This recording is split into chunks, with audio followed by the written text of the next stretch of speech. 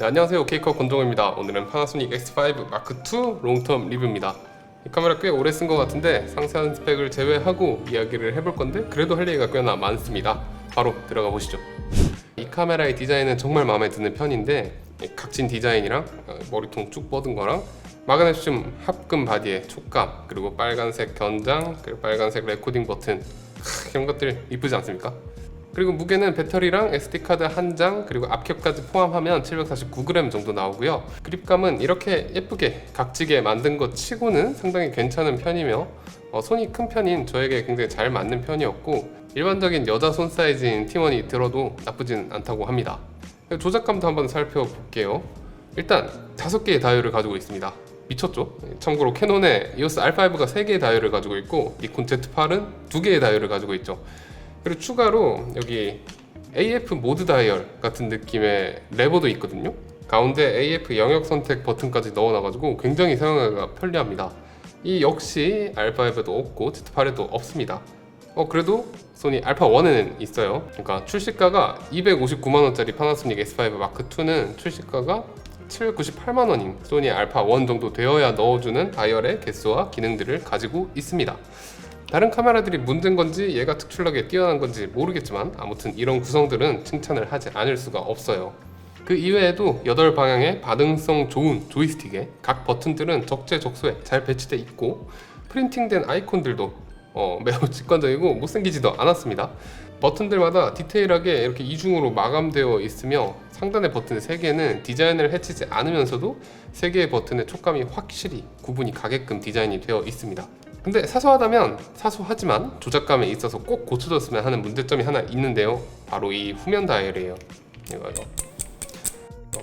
이게 보통 촬영을 하다가 쉴 때 이렇게 촬영을 하다가 카메라를 들면 이런 식으로 들기 마련이잖아요. 근데 그럴 때마다 이 다이얼이 막 돌아가요. 스트랩에 메고 다니다가 몸에 비벼져서 돌아가기도 하고 아무튼 너무 잘 돌아갑니다.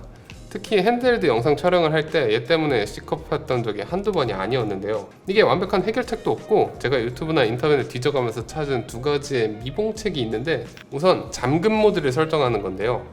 이 잠금 모드는 다이얼 전체를 락을 걸어버리는 방식이라 가지고 설정을 자주 바꾸게 되는 자연광 촬영을 하게 되면 영 사용하기 불편했어요.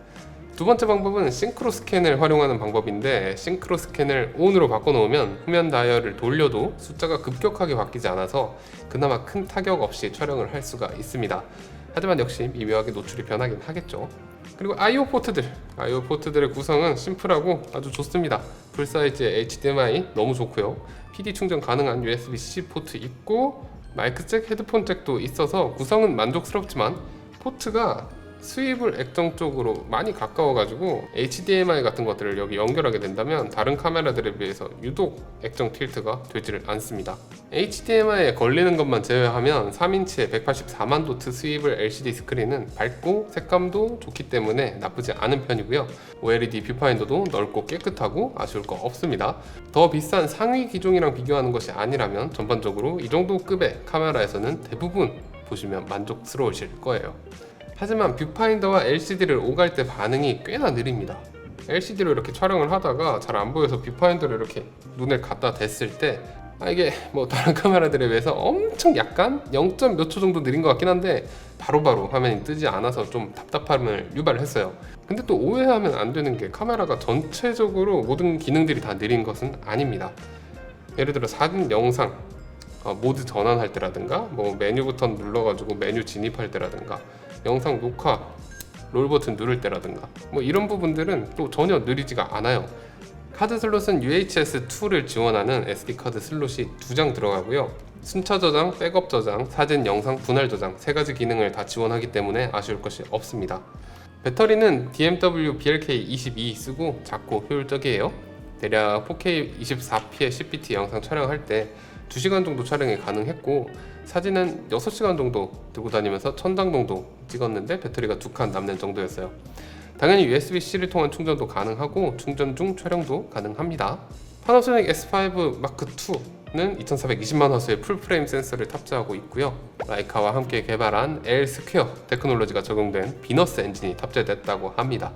이 덕분에 S5 마크2에서 비약적인 AF의 발전을 이룰 수 있었고 이게 앞으로 나올 S 시리즈 카메라들을 더욱 기대하게 만들긴 하죠.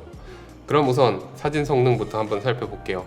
이 영상 보시는 분들한테 영상 성능이 더 중요할 것 같긴 하지만 그래도 그냥 넘어가기에는 S5 마크2의 사진 성능도 굉장히 착실하게 갖춰져 있는 편이에요. 일단 2420만 화소는 나쁘지 않은 수치입니다. 인스타그램이나 웹 등에서 활용될 사진, 인물 사진, 제품 사진 모두 충분히 활용 가능하고요. 데일리 카메라나 취미용으로 활용하시는 경우에는 용량이나 컴퓨터의 사양 같은 것들을 종합적으로 고려해 봤을 때 최적의 화소라고 생각을 합니다. 다만 타사 2400만 화소보다 로우 파일의 용량이 크다는 것이 아쉬운 부분인데, 이게 장당 30메가 정도의 용량을 차지하는 파나소닉의 로우 파일은 심지어 더 적은 용량을 기록할 수 있는 압축 옵션 같은 것도 존재하지가 않습니다. 물론 로우 파일의 품질은 당연히 좋고요, 당연히 명부 잘 살아나고요, 당연히 안보도 잘 살아납니다. 특이한 것은 싱글샷으로 촬영할 때만 14비트 로우로 저장이 되고 연사를 하게 되면 12비트 로우 파일이 저장이 된다고 해요. 극단적인 보정을 하고 확대해서 비교하는 상황이면 열화가 있긴 하던데 일반적인 상황에서는 차이가 거의 없기 때문에 연사시 12비트가 되는 것은 신경 쓰지 않고 촬영하셔도 괜찮아 보입니다. 오히려 희한하게 연사할 때 12비트 로우가 되어도 파일의 용량이 줄어들지가 않는데, 화질 열화가 좀 되었어도 용량이 줄어들었으면 오히려 좋았을 텐데 좀 아쉬웠습니다.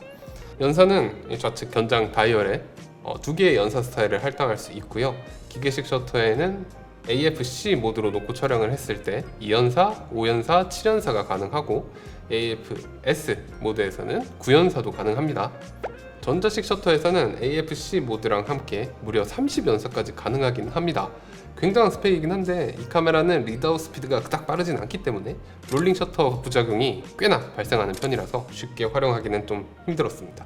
셔터 스피드는 8000분의 1까지 지원을 해요. 전자식 셔터는 좀 더 줄 법도 한데 전자식 셔터건 기계식 셔터건 애누리 없이 딱 8000분의 1까지만 지원을 하고요. 전자식 선막으로 작동을 할 때는 셔터 스피드가 2000분의 1까지밖에 작동을 하지 않습니다. 그리고 셔터 스피드에서 오토 모드가 있는데 이게 조심하셔야 될 게 4000분의 1 이상이 되면 전자식 셔터가 작동을 하게 되거든요. 하지만 말씀드렸듯이 이 카메라에는 롤링 셔터 부작용이 좀 있는 편이라서 상황에 맞게 셔터 타입을 조절하기가 번거로우신 분들은 저처럼 셔터 타입을 그냥 메커니컬로 고정해 놓고 쓰는 편이 좋아 보입니다. 오토포커스는 많이들 궁금하셨을 텐데 사진에서만 현장에서 보자면 굉장히 좋아졌습니다. 이제 더 이상 AF-S로 촬영하지 않고 다른 브랜드 카메라들처럼 AF-C로 촬영할 수가 있습니다. 피사체 감지 모드 역시 존재하고요. 인간 모드가 있고 얼굴, 눈 모드가 있고 동물 플러스 인간, 이렇게 세 가지 모드가 있습니다. 얼굴, 눈 모드는 클로즈업을 찍을 때도 인물의 옆모습이나 뒷모습을 잘 잡지는 못하기 때문에 약간 자주 안 쓰게 돼요. 함정에 가깝고, 나머지 두 개의 모드라고 해도 저는 이제 범용적으로 쓰기 위해서 동물 플러스 인간에 놓고 주로 썼거든요. 이렇게 해도 인간의 눈은 검출되고 인간의 얼굴도 검출이 됩니다. 하지만 동물은 박스 형태로 전체적으로만 표현이 되고 눈까지 검출해내지는 못합니다. 그리고 또 아쉬운 것은 인물이 정면을 바라보고 있다면 얼굴을 잘 검출하고 눈을 잘 검출해내지만 인물의 옆모습을 찍게 된다던가 할 때는 얼굴을 잡지 않고 인간 모드로 전체적으로 박스를 잡거든요. 그럴 때 포커스를 어깨에 맞춘다던가 하는 경우가 많았습니다. 또 빠르게 움직이는 동물들을 찍을 때도 아쉬운 모습이었는데 AF가 그 움직임을 따라가지 못해서 초점이 안 맞는 경우가 상당히 많았고요. 아무튼 전체적으로 AF가 좋다고 말하기는 힘들었어요.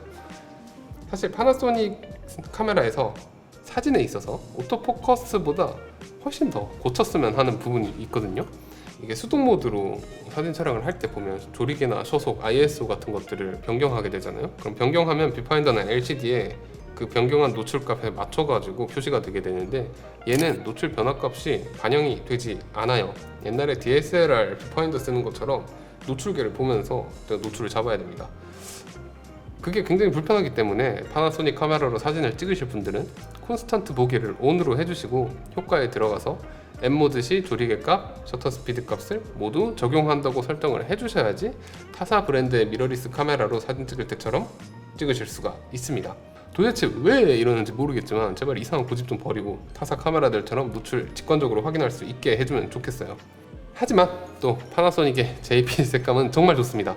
기본 픽처 스타일도 찐득하고 굉장히 좋은 편이지만 시네라의 그 D2의 색감은 적어도 제가 써본 타사 바디에서는 찾기 힘든 밝고 화사한 느낌의 색감을 뽑아주기 때문에 뭐 인물, 강아지, 고양이, 풍경 뭐 이런 대부분의 사진을 찍을 때 굉장히 유용합니다. 그리고 무려 4개나 되는 흑백 사진 픽처 스타일도 가지고 있고요. L 모노크롬이라는 흑백 픽처 스타일 같은 경우에는 개조가 굉장히 좋기 때문에 제가 정말 좋아하는 흑백 사진 픽처 스타일이에요. 게다가 실시간 럿도 삽입을 할 수가 있습니다. 물론 영상용으로 나온 기능이긴 하지만 다빈치 리졸브 등을 활용해서 럿을 만들 수 있는 분들이라면 큐브 파일을 삽입해서 이것을 사진용 픽처 스타일로서 활용이 가능하다는 것도 굉장히 큰 장점입니다. 여러모로 JPEG 머신으로는 굉장히 괜찮은 카메라라고 생각을 합니다. 그럼 이제 여러분들이 가장 관심 있으실 동영상입니다. 우선 굉장히 다양한 녹화 포맷을 지원하고 화질 메뉴에 들어가면 설명을 굉장히 상세하고 친절하게 해주기 때문에 다양한 녹화 포맷을 지원함에도 불구하고 어렵거나 복잡하지 않습니다. 다른 카메라들 전부 다 이거 배웠으면 좋겠습니다. 가장 많이 활용되는 오버샘플링된 4K 422 10비트의 24p, 30p 화질 굉장히 좋고요. 후반에서 편집의 자유도를 높여주며 아나모픽 촬영에서도 상당히 유용하게 활용할 수 있는 센서 전체를 활용한 6K 420의 10비트, 24p, 30p 3대2 오픈 게이트 포맷은 이 카메라에서 가장 사랑스러운 기능이 아닐까 싶습니다. 슬로우 모션은 조금 아쉽긴 한데 4K 같은 경우엔 60p를 지원을 하지만 APS-C 사이즈로 크롭이 되게 되고 FHD 같은 경우에는 180p까지 찍을 수 있긴 하지만 180p의 화질은 매우 구리기 때문에 120p까지 정도만 사용하시는 것을 추천드립니다. 그리고 거의 모든 촬영 포맷에서 APS-C 크롭 여부를 선택할 수가 있는데 망원 화각이 필요한 경우 혹은 크롭용 렌즈를 활용하실 경우 등등 유연하게 대응이 가능하고 크롭 녹화를 진행할 때는 롤링 셔터 현상도 상당히 줄어들게 됩니다. 하지만 리드아웃 스피드가 빠른 편은 아니라 가지고 전체 센서를 활용하는 촬영 포맷에서는 롤링 셔터가 좀 있는 편이긴 해요. 하지만 또 S5 마크2는 끝판왕급의 손떨림 방지 기능을 가지고 있어서 롤링 셔터 현상이 좀 있는 편이지만 이 손떨방이 그걸 씹어 먹어주기 때문에 핸드헬드 촬영할 때 젤로가 생각보다 거슬리진 않습니다. 더 놀라운 것은 걸어다니면서 핸드헬드 촬영을 진행하는 경우에도 굉장히 잘 작동한다는 점인데 이 걸어갈 때 위아래의 움직임까지도 잘 잡아내는 진짜 핸드헬드 좋아하는 사람으로서 감동적인 성능을 보여줘요. 이 IBIS 같은 경우 광각의 브이로그형 촬영을 하는 경우에도 굉장히 유용하죠. 캐논 같은 경우에도 손떨방이 정말 좋은 편이지만 광각에서 워블링이 너무 심해요. 소니는 손떨방이 너무 안 되고요. 이렇게 각자 아쉬운 점이 있지만 S5 마크2 같은 경우에는 정말 이런 부분에서 굉장히 적당한 포인트를 잘 찾아낸 것 같습니다. 게다가 파나소닉의 브이로그는 매우 뛰어난 관용도를 가지고 있고 무엇보다도 기본 럼만 적용해도 그 즉시 뛰어난 색감을 보여준다는 것이 큰 장점입니다. 영상에서 기본 색감이 훌륭하다는 것은 정말 중요한 부분이기 때문에 개인적으로 미러리스에서 지원하는 로그 중에서 가장 훌륭하다고 생각을 하고, 하지만 이 브이로그가 아닌 일반 픽처 스타일 중에서도 진짜 좋은 픽처 스타일이 있습니다.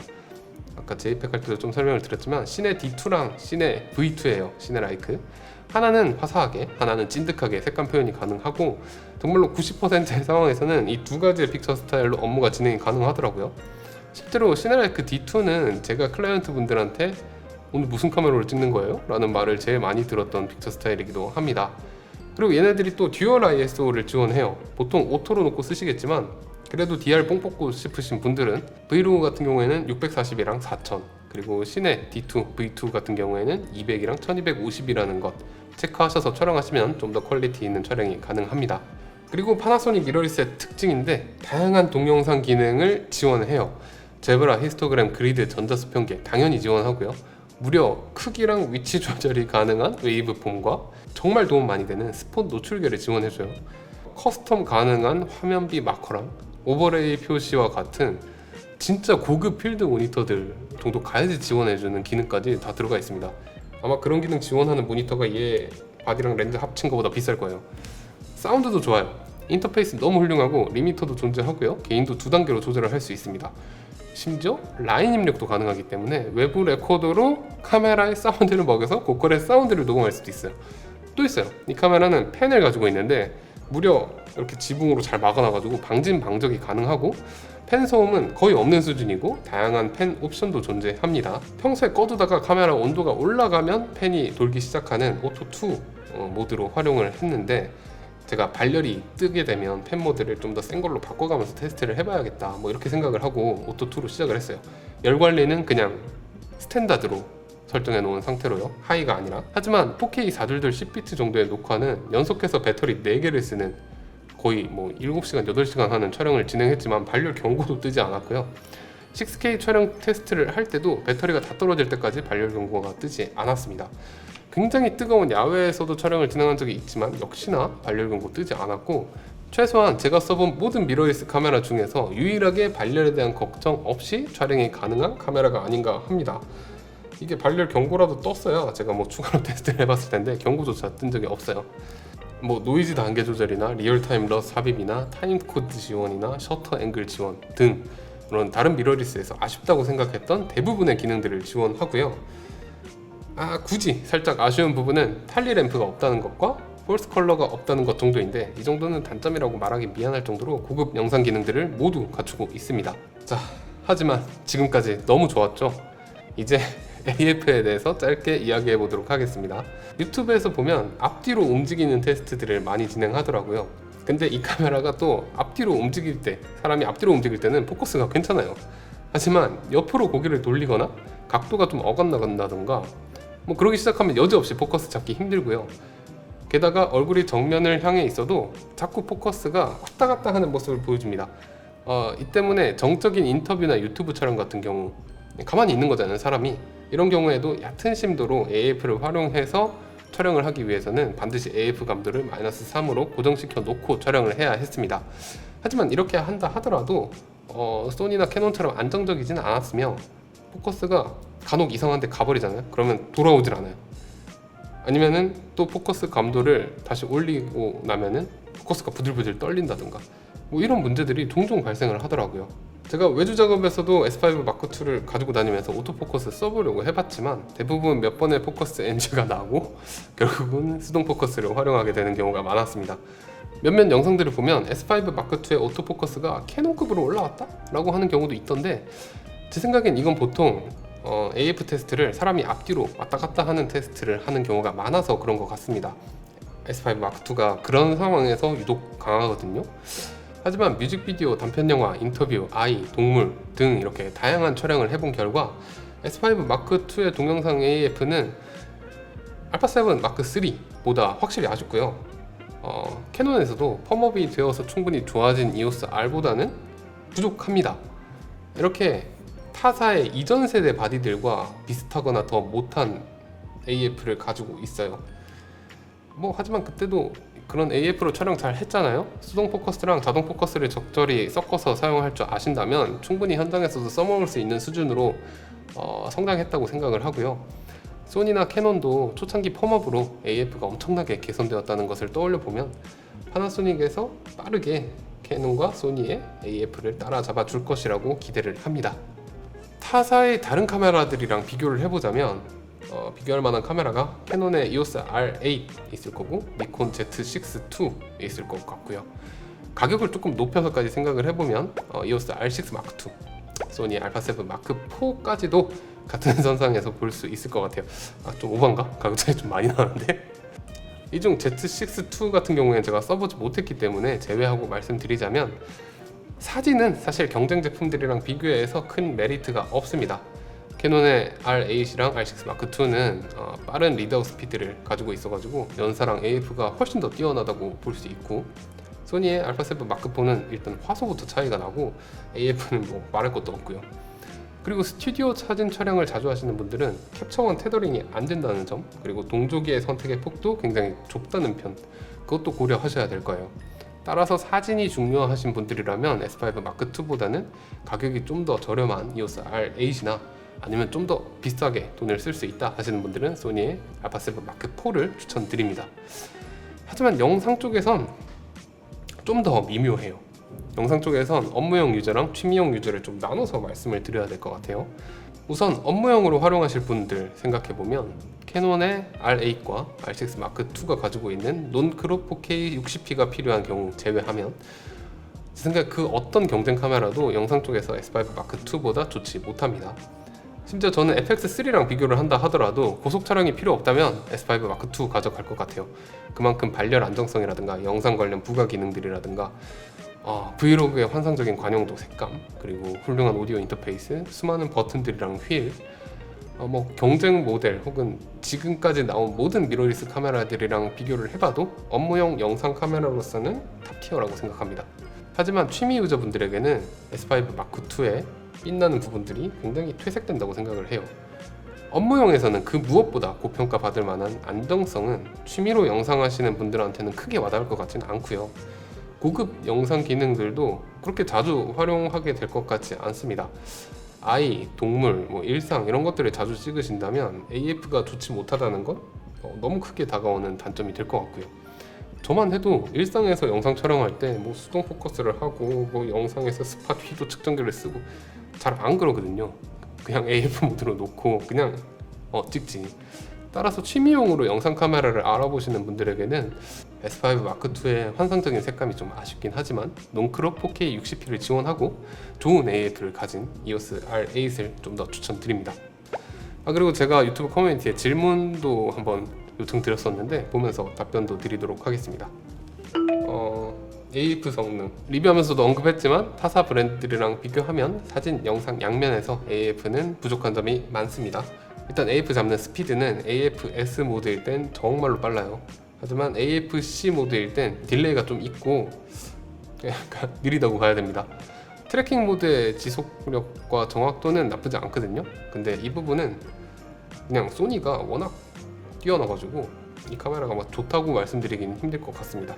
그리고 트래킹이 얼굴이나 눈 검출 같은 걸 트래킹한다고 하는 걸 말씀하시는 거라면 그 부분도 캐논이랑 소니랑 차이가 꽤나 많이 납니다. 좀 떨어지는 편이긴 해요. 그리고 시그마 렌즈 물렸을 때, 캐논 렌즈 물렸을 때, 그리고 파나 렌즈 물렸을 때 느낌을 비교해달라고 하셨는데 제가 또 파나소닉 24270이랑 EF2470이랑 시그마 2870이 있기 때문에 비교를 해보자면 파나소닉이랑 시그마는 파나소닉이 다소 빠르긴 하지만 아마 렌즈급의 차이인 것으로 보이고요. 바디에서 차별을 두지는 않는 것 같습니다. 둘 다 네이티브처럼 정말 잘 작동해요. 시그마 렌즈 S 모드, 파나소닉 렌즈 S 모드. 하지만 MC 어댑터로 물린 캐논 EF 렌즈 같은 경우에는 AF-S에서는 속도와 정확도가 심각하게 떨어져서 쓰기 힘들고요. 캐논 렌즈 S 모드,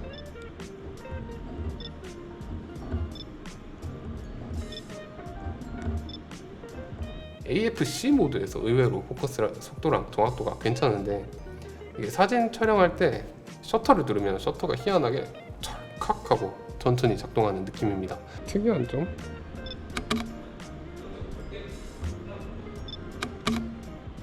영상을 찍히죠?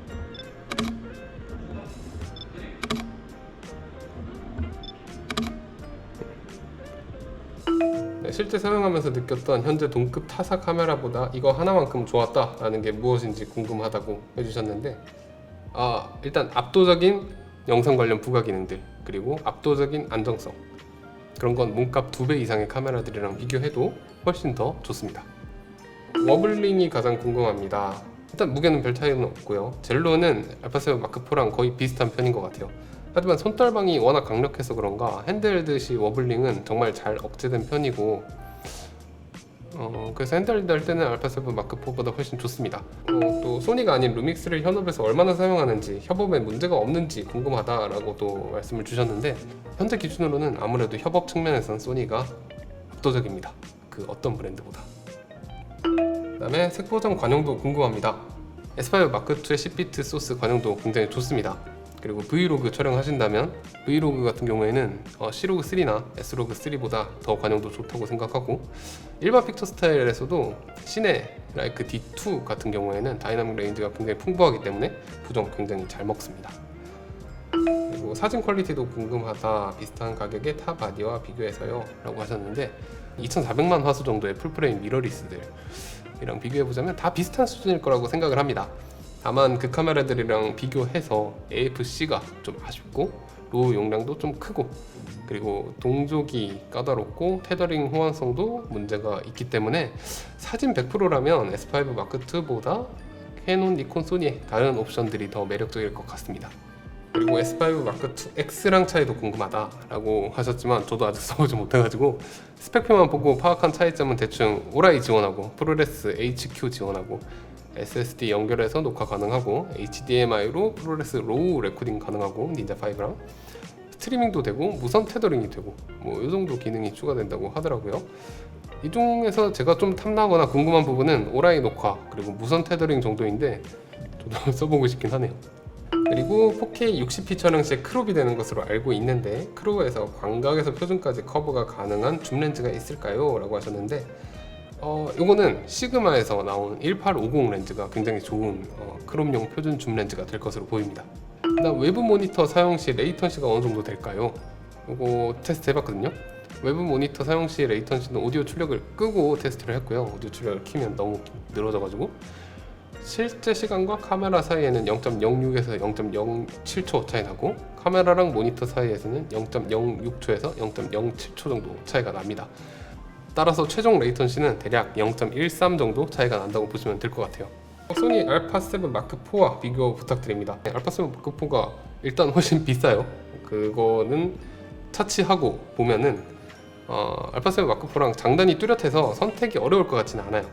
사진, 영상 이렇게 비율을 따져가지고 내가 사진 비중이 높다 그러면 무조건 알파7 마크4, 영상 비중이 높다 하면은 파나소닉 S5 마크2가 가격 대비 좋아 보이긴 합니다. 다만 영상에서도 AF가 중요하다고 생각하시면 알파7 마크4가 좀 더 나은 선택이 될 것 같고요. 파나소닉은 400 이상 망원 있나요?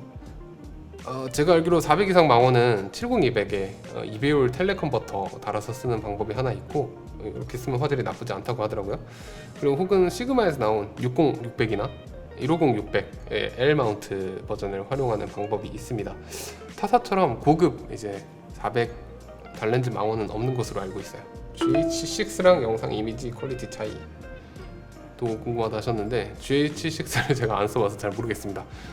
워낙 좋은 바디라고 들어가지고 비등비등 할 것 같은데요. 심도 표현은 S5 마크2가 좋고 고속 촬영이나 뭐 롤링 셔터 같은 것들은 GH6가 좋고 뭐 이렇게. 근데 걔는 마포고 얘는 풀프레임이니까 폼팩터가 다른 카메라들끼리 비교인 만큼 이게 장단점이 너무 뚜렷할 것 같습니다. 네, 답변이 제대로 됐을지 모르겠는데 질문 주신 분들께 모두 감사드리고요. 오늘 S5 마크2의 리뷰는 여기까지고 여러분들의 좋아요와 댓글은 영상 제작에 정말 큰 힘이 되기 때문에 꼭 한 번씩 부탁드립니다. 그럼 지금까지 오케이컷 권종호였습니다. 감사합니다.